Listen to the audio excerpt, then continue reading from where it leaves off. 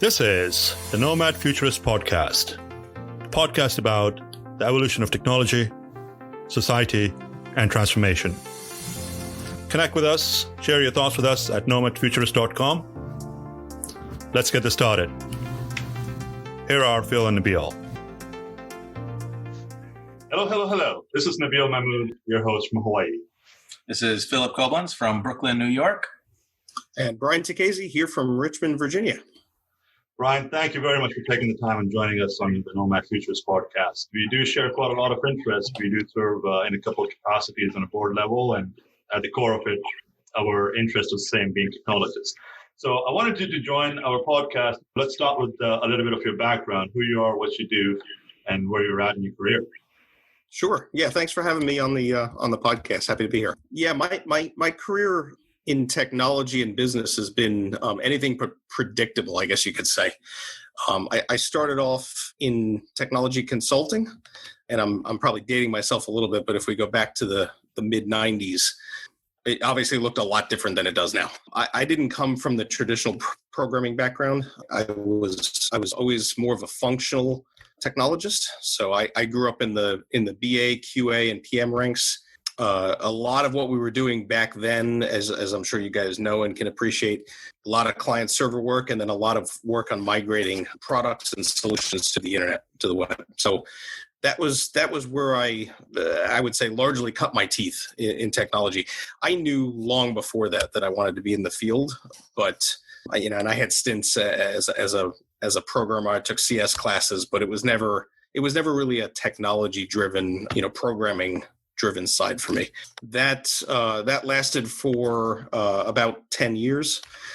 Went back to business school, and at the time I was thinking, you know what, I think I want to change, try something different. Went to business school, came out of there, and had some business facing roles, general management roles, P&L roles, and that was when I really learned that you're not going to get too far away from technology, especially in this day and age. A lot of the business critical projects and things we were doing were of a technical nature. We were talking about bringing products, if I think about in the mid 2000s, right, where were we focused on? This was pre-iPhone, but we were still thinking about what does digital transformation look like? How do we bring more and more products into the hands of consumers? Most of my career has been in insurance and financial services. Financial services, I think, has been more on the bleeding edge of this than insurance. And we can talk about that if you want. But what I realized in the business facing roles is I was just sitting on the other side of that coin. And so, over the years, I've jumped back and forth between business and IT roles. I'm landed squarely back in IT now, but a lot of what I do today is, and I manage a number of application development teams. A lot of what I do, though, is I connect within insurance. I connect the insurance-facing business customers to our IT, back office. And what we're trying to do is really come up with new products and new solutions in the digital age. It's less about how do you just maintain status quo. What we're really trying to do is push the thinking forward to set up the organization for success, not just for the next few years, but for the next 10, 20 years. So in doing so, what do you think has been the biggest challenge for you? And we both experienced there is an old guard that's really been guarding the digital transformation. We've been at it for the last 15, 20 years. What's been the biggest challenge for you? I think the biggest challenge for me has just been the pace of change and trying to keep up with it. The older I get, as my role has increased over time in responsibility, you can't possibly stay as connected in the weeds. And so for somebody who is always very comfortable in the details, I think just understanding that at some point you step further and further away from that, but you've still got to keep a pulse on it has been a challenge. I think if I were to tell my younger self something, it would probably be pay more attention in those leadership and people management courses than you did at the time. I think I think what I'm seeing now mostly is that it's largely about how do you drive change, right? Drive organizational change, and a lot of that is EQ. It's not IQ, and it's certainly not necessarily technical competence or technical expertise per se. So it's a mix of quantitative and qualitative skills. How do you balance all that, and how do you connect with people? I think that's for me, that's going to be one of the interesting things that comes out of this entire pandemic situation we're in. We can't replace people-to-people connections. We can change them, right? We're all doing this remotely now, as opposed to perhaps in a conference room or in a studio. But how we do that going forward, I think, is going to be critical for organizations that get that right. I think are going to have a big advantage over organizations that don't. In the last 90 days, have you seen any major transformation in the old guard that's been managing mining people in a certain way and not really progressed with the digital transformation?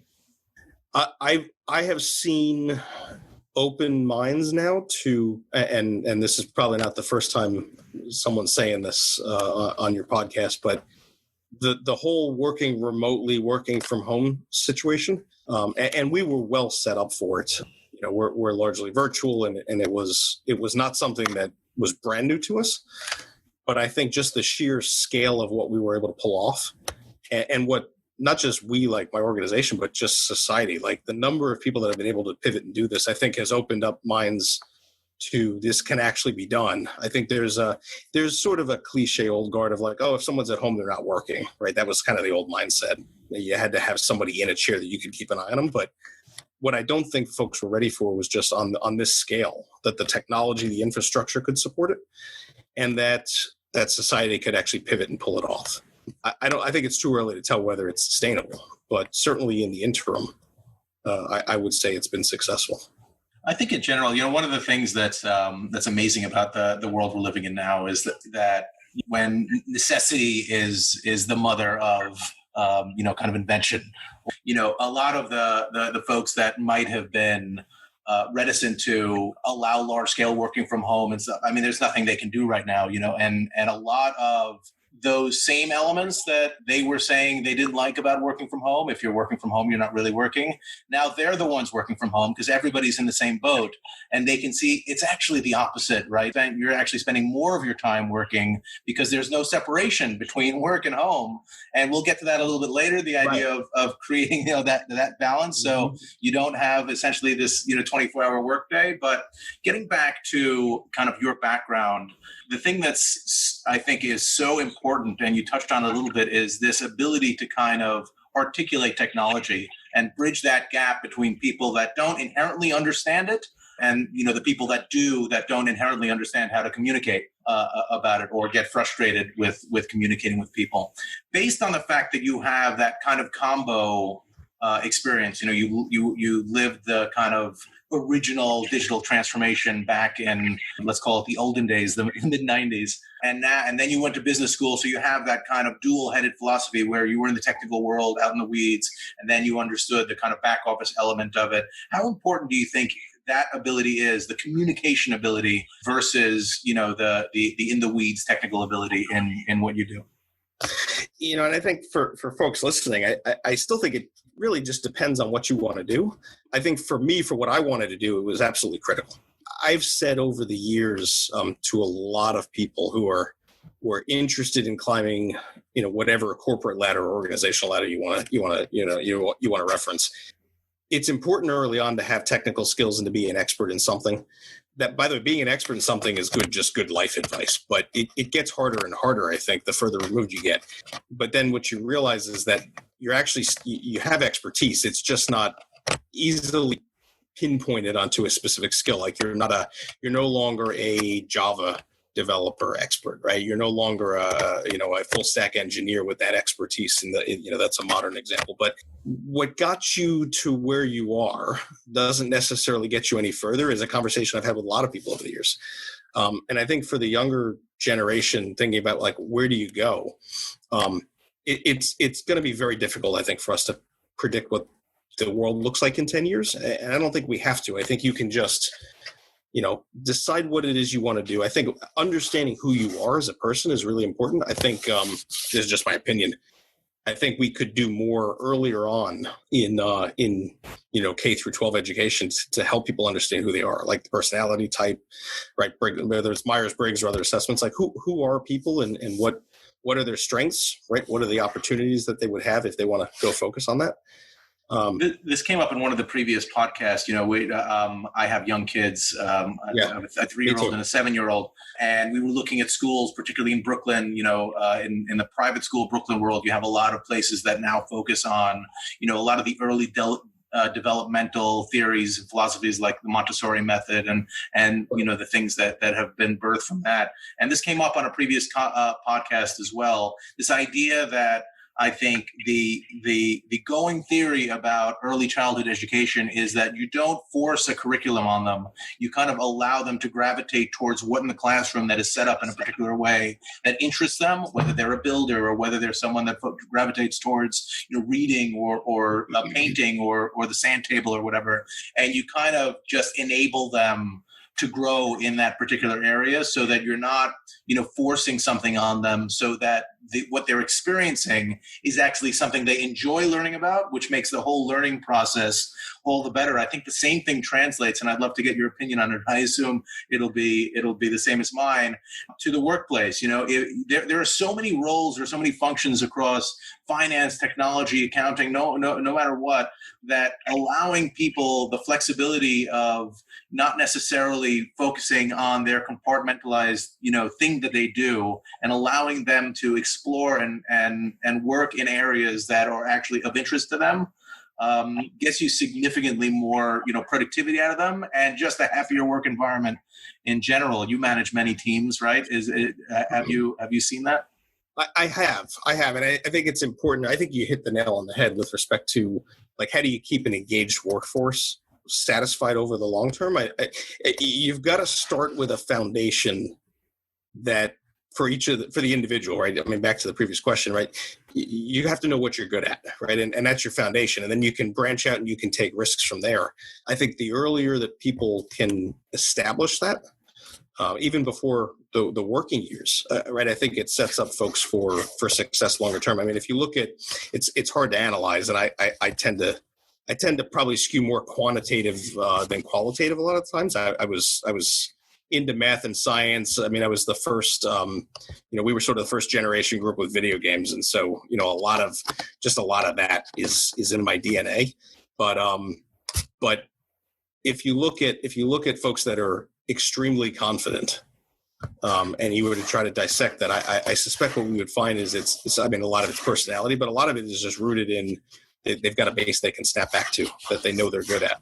And so what we do try to rotate folks in roles. And I think technology offers those opportunities. It's one thing to have a technical, whether it be, quote unquote, functional in IT or a technical bent. I think it's important to be able to branch out over time, but obviously know what you want or know what you're asking for. Because the roles over time, the roles can be very, very different. I've been surprised, for what it's worth. I've been surprised that we've had, as I'm sure a lot of organizations have, right? You're talking about retraining workforce, given the pace of change. I've seen a lot of willingness for folks to learn new skills. I think more so than perhaps the media, right, or the conventional wisdom would have us suggest is out there. When you start to get into things like, top trends today, right? We're talking about artificial intelligence and RPA, and you read the sound bites like, oh, it's going to put everybody out of work. I don't think so. I mean, we've seen proof that over time, it just leads to new roles. It leads to new, people doing different things instead of the same old things. So, but I do think you've got to have the ability to structure the organization set up to allow people to try those things. So a couple of things that really come out of it, Brian, are you've got to be able to articulate, and you've got to have good communication skills to get the message across. Yep. Okay. Yep. Unless you just want to be a programmer forever. Well, I mean, there are people that need to do that too, right? Yeah. In the current state of affairs, you mentioned people are willing to listen and make the transition, whereby there's that fear in the industry with RPA, machine learning, and other technologies and platforms that are coming into play that we might end up getting rid of people's jobs. What are you seeing in your space? Is there a human capital reduction? Those resources are being allocated and used in other places. Those people are willing and able to make that investment in their careers. Yeah, a little bit of everything. But what I would say, you guys can keep me honest. I'm seeing more demand now for tech resources than ever. We're not seeing even now. We're not seeing in this current pandemic situation. We're not seeing that suddenly the market's flooded with a lot of tech resources that are on the bench. To use a consulting term, that are just waiting for work. I'm seeing that there are major gaps in certain areas, and I'm seeing people that are willing to want to jump into those areas and learn. But if you think about cybersecurity as an example, we have folks who are shifting from roles and experiences that have nothing to do with security and are jumping into that field because it's interesting and because it's something they want to learn. That is the future. Yeah, it's a big part of it, right? And so the ability to train folks now, it's funny if you ever see a resume with somebody who says they have 20, 25 years of cybersecurity experience, you should probably question that because we've all been doing this. You guys are roughly my age. We've been doing this for 25 years. And, you always kind of laugh when you see that kind of thing because, the modern thinking around this has only been around for 5, 8 years, maybe 10 years at most. So I think it really does come back to, you're going to have a portion of the population that is late adopting or not adopting at all. And I think that applies to skills in the workforce as well. And then you're going to have folks who are hungry. And I don't see technology. It's complex. And for folks who don't understand it, I think they can be intimidated by it. But I don't see it as all that different from any other area where if you're interested in learning, you put in hard work, that you couldn't have a very fulfilling career doing different things, right? That you don't have to pick something out of the gate. The thing that I find is unique about kind of this generation that's coming into the workforce is, yes, you have the guys that say they've been cybersecurity experts for the last 25 years or working on, building critical infrastructure for the last 150 years. Right. But there is no one that is that far removed from a need for something involving cybersecurity. Like everybody has, a computer, a server in their hands, with an iPhone. Everyone is using technology with such prevalence, and the current generation entering the workforce essentially grew up on it. The iPhone was out when a lot of people, that are now graduating college, when they were growing up. So just the notion of tech being this far removed thing that doesn't necessarily impact. It impacts every vertical, and anybody that has any interest in anything is somehow involved with technology. I'll bring it back to one more point on the early development learning that I've made in previous podcasts, which is that every kid coming out of school right now really understands how all of these elements of technology work. In some cases, better than us who've been in the industry for so many years. There's not that fundamental understanding of why it works. And I think that the confidence in technology comes from that understanding of why and that curiosity and all that, don't you think? I do. And I think the why is how the folks who can do that, the folks who are interested in that probably are more likely to make the connection to the next step function change. Yeah. Right. If you understand the why, you can then dissect the where it's working, where it isn't working, and where do we go from here. But I think, the iPhone's the most pertinent, relevant example of recent times of it was just a complete game changer everywhere. Sure. You think about the number of industries it disrupted, the number of products it put out of business. But we could go back to the mid '90s. We could go back to email, and I would argue, relative to what we had before, it was probably just as impactful. And if you went back even further, right? I think there are these examples over time, and it's all relative to the change, what we had before, and the change that was introduced, and how we adapt and who embraces it, who doesn't. They tend to be, at least to me, looking at it from an experience curve standpoint or a statistical standpoint, they seem to be similar in nature. My question would be, so what's next, right? How big does the next change have to be? Exactly. I've tried to explain to my 7-year-old what a fax machine is. And for the life of me, I can't. He does not understand what I'm talking about at all. He just doesn't. He doesn't. Well, think about it. We had wired remotes. I'm really dating myself now. We had wired remotes, right? I don't even know why they called it. All right, everybody.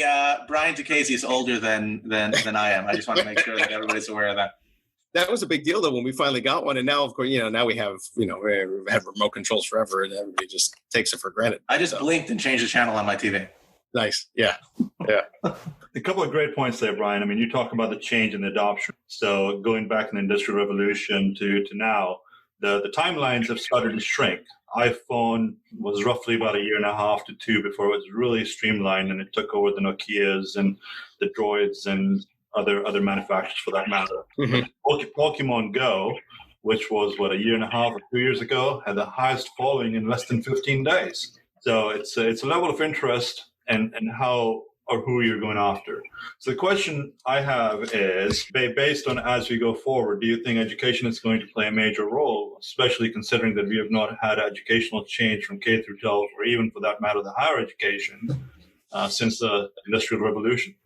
That is a great question, and I'm not going to pretend to be an expert in it. I think we've got a good opportunity here with what we're facing right now. I think the idea of how is learning going to change if this persists for a while. Let's say this all ends in 9 months to a year. We get a vaccine, we all go back to normal. I think that would be a real, from specifically from your question on the opportunity we have to think about how we reinvent education. I think it would be a missed opportunity. I think there are folks who would argue it's working. It's worked for a long time. Why change it? And I think you'd have just as many people on the other side, forcefully saying the model has to change. It has to adapt and evolve. I think just having the technology at our fingertips will allow some of that to happen. I mean, think about it. Like, we couldn't have done distance learning, 5 years ago. And a lot of institutions are still struggling. The state of California closed every single distant learning school this week. Yeah. Here's what I worry about, especially since a lot of the colleges now they're saying it's, and I'm glad I'm done with this. I mean, we have enough challenges doing this in the workforce, but I can't imagine going to college right now or graduate school. The person-to-person interaction, like the value you get out of that, I don't know that it will ever be the same on a screen anytime soon, right? And maybe if we go fully VR, you could replicate some of that, but that may be something that's just a lost part of this for a while, that we have to replace with something else. But I do think technology will continue to lag. I think the idea that technology is going to suddenly become as a topic, right? Like if you think about STEM, and STEM's gotten a major foothold in a lot of the schools, and it's really, like, I'm thinking about like over the last 10 years, 15 years or so. I think if that trend continues, that's good for us. But, and you guys, I think you guys know a lot more about this than I do, so I'd love your thoughts. It feels like a lot of the technology-based training and education doesn't happen until college, until university, and at that point, it's an opt-in kind of a scenario, as opposed to we're trying to educate everybody on it. Yeah, it's a cultural change. I mean, we live in a society that both the couples are working. There is no time for the kids, so you're not really spending that quality time in raising your kids. Versus you go back 30, 40 years ago, it was a different environment. You could have probably done that then. Yeah, the cost that's changing now too, though, and that's starting to change. I think a lot of folks are starting to reevaluate whether, at least here in the U.S., whether the dual working family model still makes sense. And then what do you educate your children on? How much of it is the traditional K through 12? Well, frankly, now it's almost impossible, right? I mean, thankfully, I have the benefit of my wife being able to kind of help our kids through kind of online learning and all that stuff. But if we have both of us with full-time jobs where we both have to be on, Zoom conference calls all hours of the day, there is no, especially without the ability to even, let's say we could afford, childcare and all that stuff. At this point, you can't even bring them into the house. So what do you do? And that's an experience of millions of people. I mean, it's not theoretical. I mean, it's theoretical to me because I have the benefit of having a wife that can support it. But in reality, I think there are 2 points. One is, how can you possibly expect those kids to be engaged without an adult like a parent that can kind of hold their hand through it? And the other is, the teachers that are teaching all these classes, even in the most progressive schools, they're all learning these platforms at the same time as the children. So they couldn't possibly educate the children in the whys and the intricate elements, even though I think the argument can be made that the children, my kids right now, are Zoom experts. So there is a practical benefit to all this in terms of skills that they'll likely need in how to interact remotely. They understand a lot more about what I do in my world based on just their practical experience with Zoom and whatnot. But the teachers are just not equipped. The curriculums, even the most progressive curriculums out there, are not set up to show them like what the underlying infrastructure is, like how it works. Right now, it's magic, frankly, to the teacher, to the student, to the administration, and to everyone except the three of us. Yeah. Well, and even to me, because it took me a while to figure out how to change my name. Correction, two of us.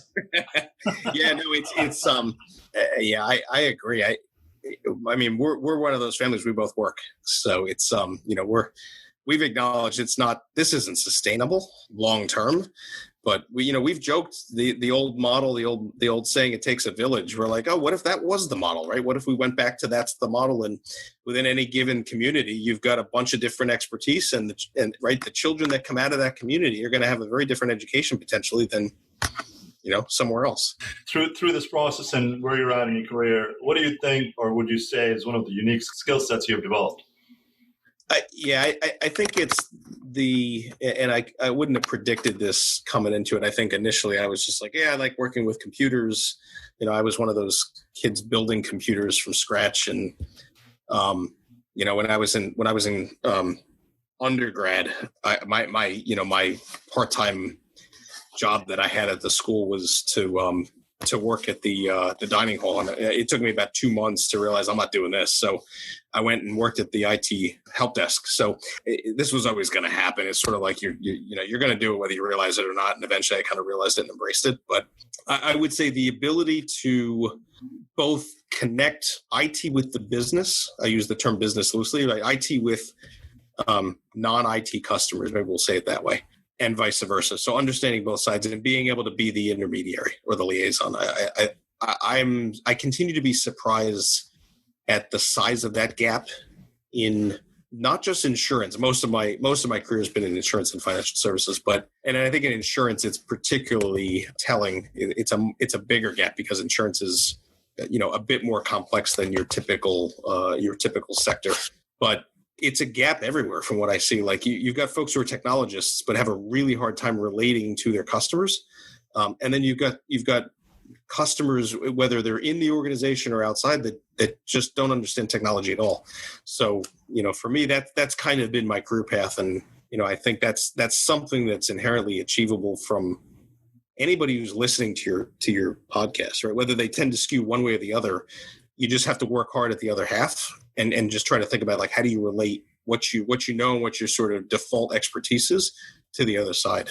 That I would say that's where I've kind of again, I mean, given our experience right now, I mean, the majority of, whether it's the insurance industry or any vertical, I have to assume that the majority, whether people like it or not, of the functions that are most customer facing, or whether they were in the process of being digitized or digitally transformed or whatever the story is, there's no question the brick and mortar element of those businesses was on the way out before. And if anything, this has to force their hand, whether there's a vaccine or not. The idea that people are just going to go back to, waiting in line at a bank to do transactions, or waiting in line to talk to their insurance agent to sign up for service without using a phone and an app has got to be, evolutionary at the end of its evolutionary cycle. Yeah, I would agree. I think this just shines another light on it. Right. Whether it's the remote workforce or it's how consumers now interact in a socially distanced, or a shelter-in-place world. Because I think we're going to have fits and starts with this. Like we'll probably open up and then we may close again in certain areas based on outbreaks and whatnot. But I agree. I think the digital transformation that's been going on is a lot bigger than what we're seeing just from COVID-19.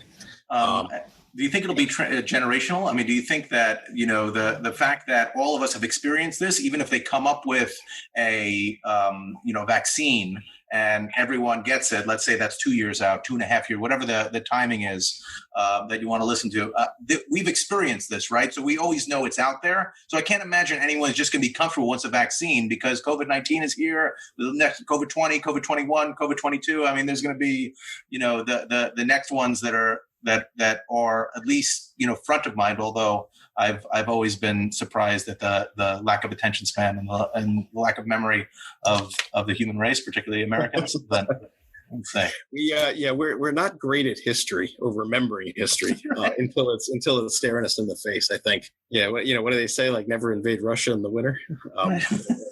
Humanity's made that mistake more than once. So it's not just the Americans, but yes, I think we do have very short attention spans. Hopefully, this is to use insurance lingo. Hopefully, this is a 1 in 100-year event, because I'm not sure we're ready for this to be a 1 in 5-year event. But I think it is a catalyst. I think it is a catalyst for change. I think what you will see, and past examples have shown this as well, right? If you look at most recessions, there are organizations that are ready to seize the moment.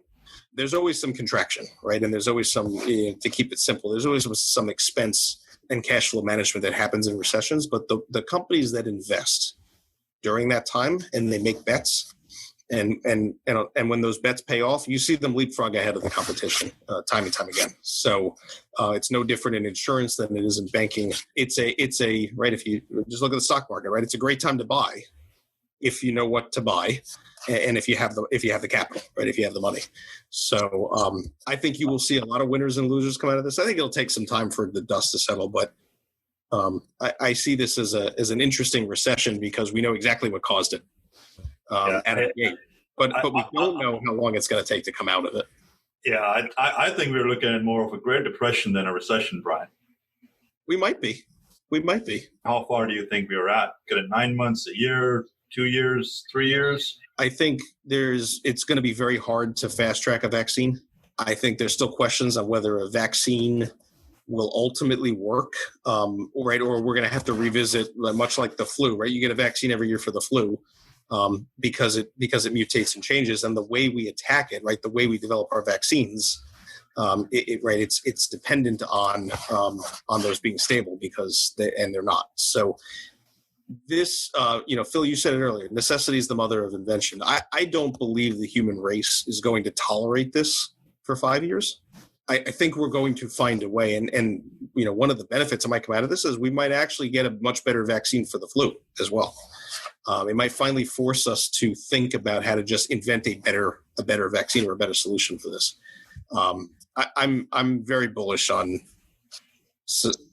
progress just in general. I don't think this is going to beat us.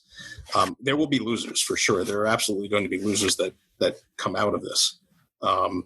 But whether it's a depression or a recession, I guess that's going to ultimately depend on can businesses pivot fast enough? I've been shocked at how fast the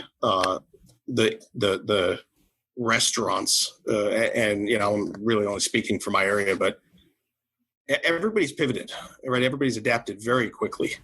Do they stay in business? That remains to be seen. But I think the ability for this to be over quicker, right? Like as opposed to we're in this for 10 years, we're in this for 12 years, like Great Depression mindset. I think it's going to depend on whether folks can adapt.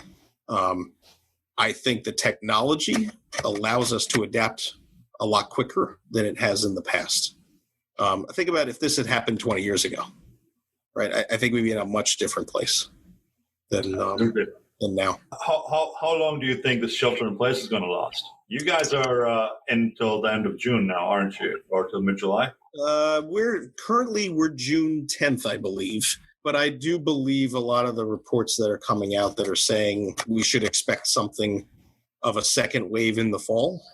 Whether that's just simply we've relaxed things and it starts spreading again, or if it's actually a mutation and a different strain. I don't know. I couldn't speak to. I also think the combination of COVID and flu season together simultaneously is probably could be bad. Yeah. I think we're going to have fits and starts. I'm personally struggling to see how we have a normal school year. My daughters are 7 and 4, so we're pretty much in the same boat, Phil. I'm predicting, guys, we should just buckle up, sit back, and wait till March of next year. Easy to say in Kona, Hawaii, man. It's like really, really easy to say. Yeah, you're pretty well isolated over there. Yeah, we've got 0 cases on the island. Our governor actually just extended the time till self-isolation till end of June. I want to shift gears a little bit. Are you a buzzword kind of guy? I can try. I wouldn't call myself a buzzword guy, but So we'll start with buzzwords here: fake or real, net neutrality, Real. big data, I'll go real. data mining, That's real. actionable analytics, I haven't heard that one before. We'll go false on that one. artificial intelligence, Obviously, yes. machine learning, Yes. chatbots, Chatbots, yes. augmented reality, Yes. virtual reality, Yes. robotics, Yes. industry 4.0, No. internet of things, Internet of Things, yes. And that's a lot of what we focus, like what we're thinking about in the insurance sector is how IoT will transform things for us. quantum computing, Yes. blockchain, Blockchain. I'd like to see something happen with blockchain. all right, 5G, 5G, yes, and I don't think it caused the virus. yeah, expand on that a little bit, will you? I do. Yeah, I think it's. I think that's crazy. How these rumors start are beyond me. But when folks are afraid, don't underestimate the power of fear. Cloud, Yes. okay. Edge computing, Edge computing. I've heard the term. Not as familiar with it, but I have heard of it, or at least I think I've heard of it. anything as a service, like platform as a service, infrastructure. Platform. Yeah. IaaS, PaaS, SaaS. Yep. Thoughts on where we're headed as for the future, the state of the future norm is concerned? What is normal? The pace of change is increasing, as you said earlier. I'm a data guy, so I don't know if anybody has ever plotted the pace of change in some graphical way. It does seem to be accelerating, but I think period over period, right? If you think about, are we on an exponential experience curve? We might be, and so we might expect the pace of change to keep accelerating like that. But relative to the period before it, it may not be insurmountable or outside the realm for people to understand it. So I don't know that there's going to be a new normal necessarily. Obviously, as it pertains to this, I think we're going to see a lot more folks working from home permanently. Twitter just announced essentially to that effect that folks can work home forever if they wanted. I think you're going to see a lot more openness to different working arrangements, just like sort of a forced acceptance of that reality by management in areas in companies that perhaps weren't open to it before. I think it presents a challenge of how do you then separate work and personal life. I think that's personally I'm struggling with that. It's hard now, even with a dedicated office. It's hard to disconnect. I think there's going to be a transition here. I think once we can safely emerge and we can get our children back into schools, I think it'll take a different shape. The hardest part, I used to work from home quite a bit and still did, even now before this happened. The hardest part of working from home now is it's not just me working from home. Everybody's here. The children are here. So I could see a new normal where a lot of children that used to go to daycare, for example, for aftercare, don't. And where folks are working modified schedules either in the office or at home. And just realizing there are different ways to do this.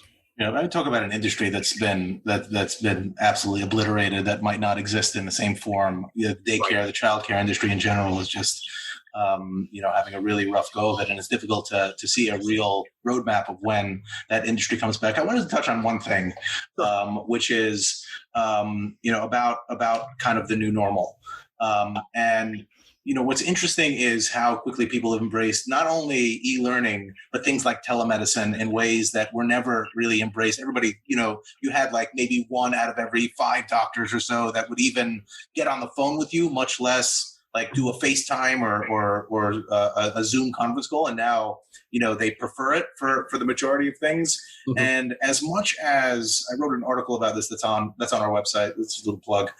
As much as you would think that everyone sheltering in place, everyone staying at home would make the world feel exponentially larger because we're all kind of physically isolated, there are certain elements of it that actually make everyone closer together. So this idea of, like, I'm in New York City, so we have access to, the best doctors because they're physically here.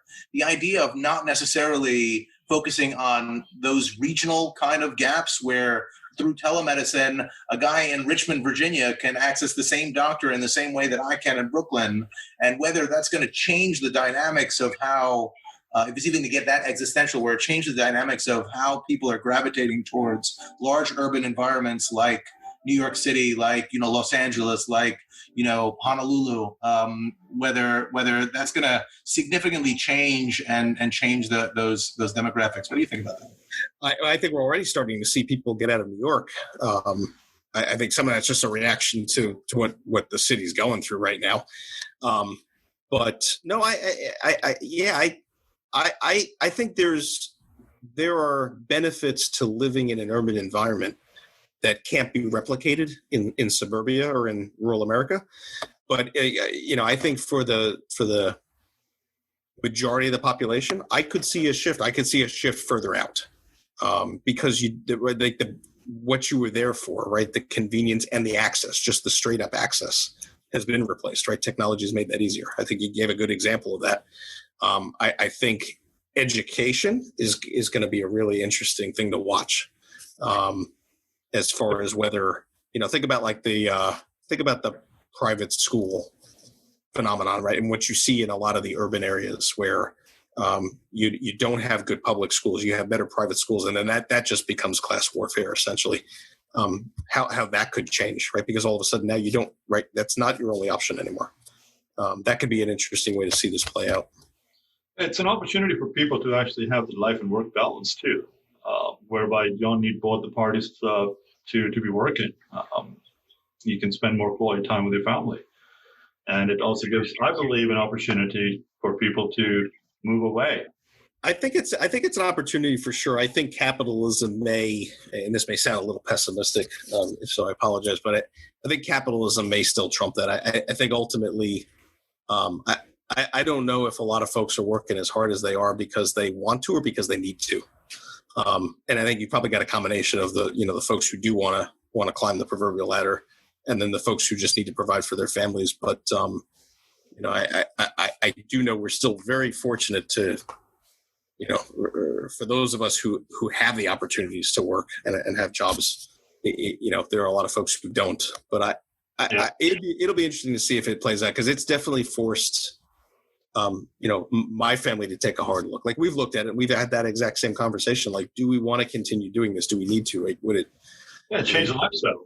Yeah, you have a minute to just take a break and look at things differently. Whether folks can act on that or not, I think is the open question. That's the amazing thing. That's the amazing thing is that opportunity to achieve a course correction. There's so many arguments that we have, even in my household, about whether, we would move to the suburbs or not. There's always, the next school year, we have to be here for X, Y, and Z event, or he started camp, or this one's starting that school. All of those things are out the window. Everyone is in the same boat. There is no difference. I'm staring at a city that is, essentially, on pause. Right. But I could be doing this theoretically from anywhere. So a lot of the amount of time that I work, the amount of money that I have to earn is tied to, the cost associated with living in a world that doesn't really exist anymore. So those costs are kind of artificially imposed. And if more companies are going to embrace the ability to work from home, then you can still have the same career, essentially earn the same money, whether you're in New York City or you're in Omaha. It shouldn't really make a difference. Yeah, or really anywhere.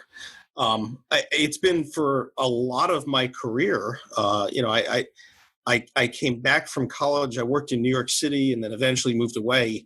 Eventually ended up in Richmond, Virginia. But I've had that exact conversation. I can't tell you how many times. Which is, in any small, we'll call them secondary cities in this country, the options you had were limited, right? If you wanted to not travel all the time. I think that entire paradigm has shifted, and it was already starting to shift. But I think this is just going to rip that Band-Aid off. I think we're at a point where you probably can live anywhere, and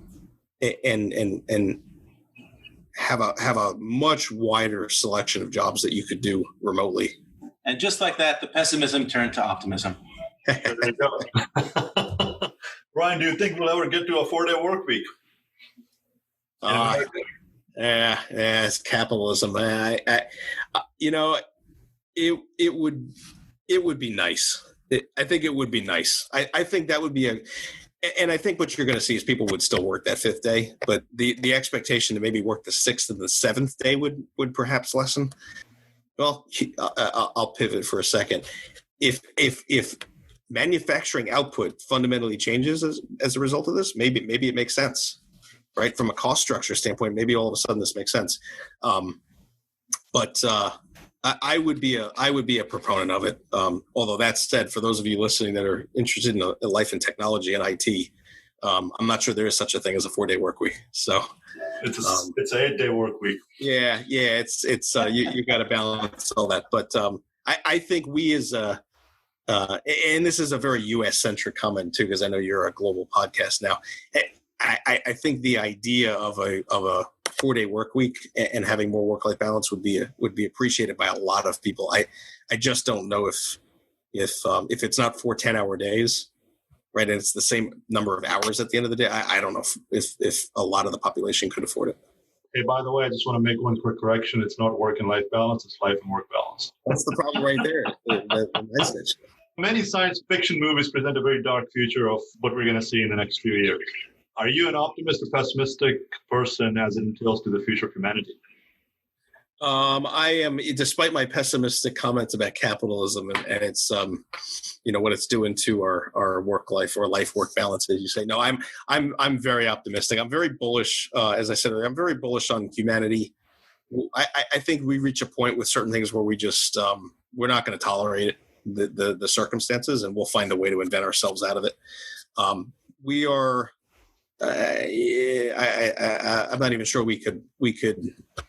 I'm sure it can be argued, but I think we are in the most peaceful period in human history ever right now.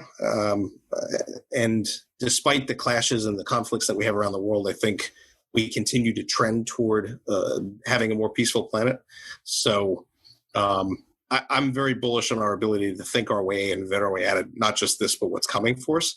And that isn't to say that there aren't going to be losers, and there may be losers on a very large scale, but there are also going to be winners on a large scale. I think it'll be interesting to see how the quote unquote middle class and the lower middle class collectively around the world fare from this. There are a number of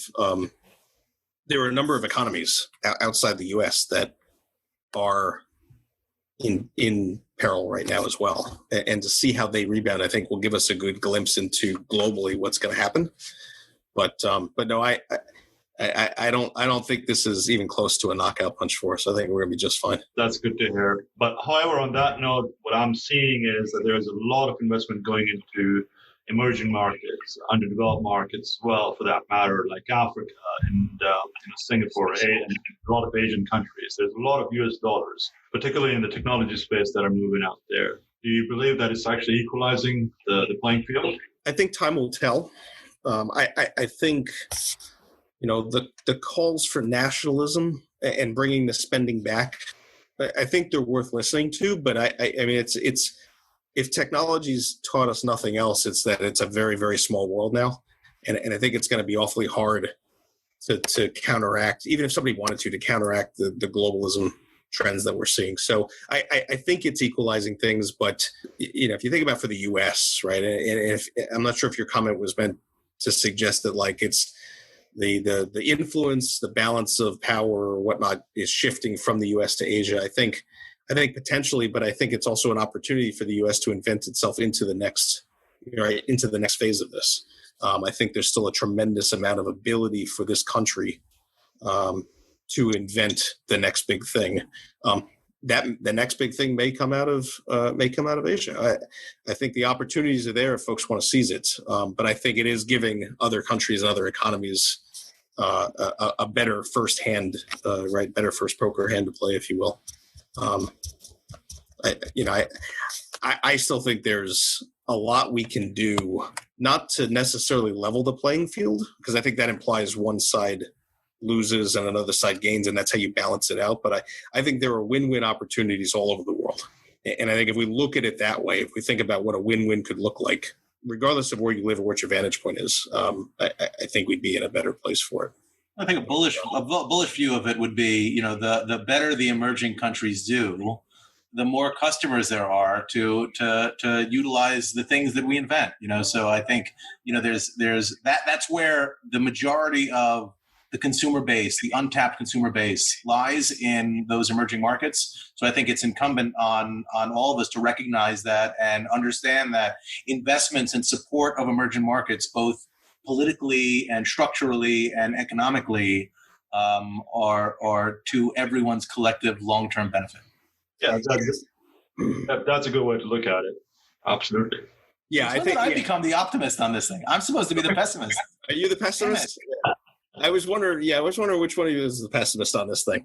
I think the word collectively, I think, is the key point. I think collectively, as a society, yes, I think what you see, right, the natural defensive reactions from some groups are right. There are some groups that stand to lose. I mean, I think that's just the nature of life. And how do groups think their way out of this, or how do groups evolve and adapt their way out of this? But it's I read a statistic recently. I'm going to throw an insurance data point at you, since that's the field I work in. Something to the effect of 80% of all insurable risks globally are uninsured. And that's not just because folks can self-insure. A lot of that is they either can't afford the insurance, but more likely there isn't a product offering, right? There isn't an economy around that. So, when we think about from an insurance standpoint, it's not really just how do I steal share from a competitor in a US or in a UK or a Euro market. Or increasingly so an Asian market, but it's how do you get more offerings out there? How do you jumpstart an economy by offering some protection? What are some of the good things, in your opinion, that are going to come out of it? That is COVID-19. I think more flexibility for folks. I mean, we've hit on that for a while. I think just more flexibility on a where you work, how you work. I think is going to be a big benefit. I hope that it leads to more family time, just more connected time with loved ones, and a new appreciation for perhaps something that we've all just kind of, perhaps we swung too far in the opposite direction on. But I think it is also going to present massive opportunities for certain companies and for certain countries even to leapfrog ahead, and it'll be interesting to see what comes of that. So it's anytime you have a bit of a contraction, you've got an opportunity to, when others are not acting, to catch up and or leapfrog ahead. The glass is always full. Advice would you give the younger generation that's potentially looking to get into the technology space? I think a lot of what makes you successful is just your work ethic, whether it's technology or anything else. So I think, just the ability to show up every day and work hard and really be passionate about what you're doing. I think that's the hardest part, especially at such a young age. Like, what is it you're passionate about? What do you want to do? So that it's not a job. And I know it's cliche. A lot of folks say that, but I would say it's, find something you want to do. Find a place that you can go. And if it's technology, great, right? Find a place where you can go where you can do the most good. And I think technology offers, if folks don't want the same thing day in, day out, it's funny. I was sort of on the same, like, my parents wanted me to be a doctor for a while. And when I eventually, sort of told them, like, there's no way that's going to happen.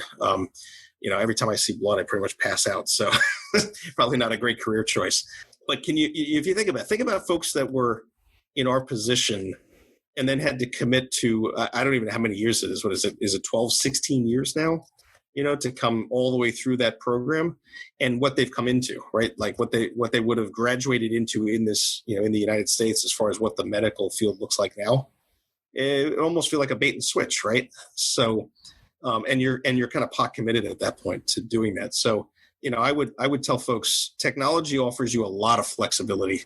We don't know where it's going to go. And if you're okay with that uncertainty, but you can kind of embrace it, I think, I certainly don't think you'll be bored. And I think the opportunity just for continuous learning over the course of your career is right at the top, or very close to the top of any of the types of careers you could pick. You're still a doctor, Brian. You're just dissecting bits and bytes. You touched on this earlier, this idea of confidence. I think there are two things, coming out of what you said. One is curiosity, which is, incredibly important. And then confidence, this idea that you need to be confident enough in yourself to be able to ask the right questions and not pretend that you know something and not get the information, because you're the only person you're fooling is yourself at the end of the day. Right. And they always say life is a confidence game, and we touched on confidence. I think confidence is the most important characteristics one could have, and I think it's told to parents where kids are a little bit too confident now because parents just give them everything they want. But there's a balance, obviously, and that's how I'm going to end this, which is it's all about the children. The world is a topsy-turvy place. We're in the world of technology. What changes have you made, or how do you approach parenting in a way that prepares the children for this crazy world we have concocted? Yes, the ultimate question, and it could probably apply to your technology question earlier too, as far as like what does it take. Very, very strong belief in between me and my wife and our family that a lot of what they're learning is great, and it's you're building skills here or there, but critical thinking, the ability to think critically, and I think that's something that is missing. We need larger doses of that, not just in math and science and logic, but I think in all of the fields, just the ability to think critically and look at the world. Yeah, it's going to be a crazy ride, right? Buckle up. But your ability to think your way through it, I think the ability to think critically is part of what will give you that confidence. But I don't know that we have. I worry about that a little bit from the whole, like if this becomes a long scale, like a large work from home scenario for a couple of years, like how do you teach that, right? How do you, other than just day-to-day interaction, spending more time with your... I think if you looked at like one of the, fundamentally, if you've ever been on an interview at Google or Amazon or Twitter or any of these, companies that are known for their rigorous interviewing process, they'll ask questions like, how many jelly beans are in this jar or whatever. And they don't want necessarily an answer. They want to know, why you thought that answer is what it is. And what I find in parenting, and sometimes, I don't necessarily practice what I preach, but kids just want the answer at times. And you have to have the discipline to kind of ask questions back and forth, which is why having a Jewish grandmother answering a question with a question is something I grew up with, so it's kind of been well ingrained in me. But that's the thing, just allowing kids, not just giving the kids a drink, but leading them to water or whatever the mixed metaphors are. But yeah, the 5 whys, right? And then you tell them, stop saying why. Right, exactly. That's the problem. Yeah, no, I fondly remember all those consulting case interviews I went on, and I recently asked my 7-year-old how many basketballs it would take to fill up Madison Square Garden, and she just said a lot. So we've got some work to do. Here's the thing. The thing is, she's not wrong. Yeah. She's like, why? Why would you even want to? I'm like, also a good question. I was going to end with a question about how Nabil is on a board. Like, tell me what the other board members think of him. Is that a weird final question to end on? No, it'd be fine. No, and Nabil is doing what a good technologist should be doing. He's taking a lot of folks who don't understand technology, and he's trying to get them to think about what the future could look like. And there's some things that are, I think we're both doing this, but we're trying to get them to understand what's a current imperative versus, where do you want to be 5 years from now? And it's been fun. It's been interesting to kind of see, because we got the entire age gamut between the executive leadership and the board, and just, introducing them to a lot of these concepts that we've talked about, and all of this was pre-COVID, but just, where are we going? Where do we need to be from a competitive standpoint, but also what technologies are out there as enablers, I think has been a large part of the conversation that he's been driving. And we're glad. So he's basically hosting the podcast and the board meetings. It's perfect. You know what? That's actually pretty funny you say that, because he does ask a lot of questions. It all makes perfect sense now. I get it. Exactly. We should do the lightning round with the board. Brian, this has been great. Thank you very much. Yeah, thanks you guys. This was a lot of fun. Yeah, appreciate it. Thank you. This has been great. Nothing lasts forever. Markets will come back, currencies will rebound, businesses will go on, and we'll all move on. That could happen next week, next month, or next year. I'm confident that those who prepare rather than panic will come out of this stronger. Thank you for joining us. This has been brought to you by Nomad Futurist. Check us online at nomadfuturist.com.